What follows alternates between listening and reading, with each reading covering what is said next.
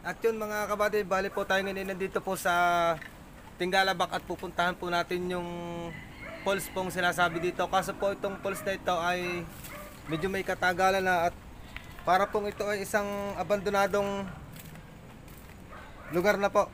O kumbaga abandonadong falls. At ito po mga kabady yung yung pinakadaan papunta sa falls. Bali ito daw po ay may 280 step bago po makababa dun sa mismong falls po dun sa ibaba.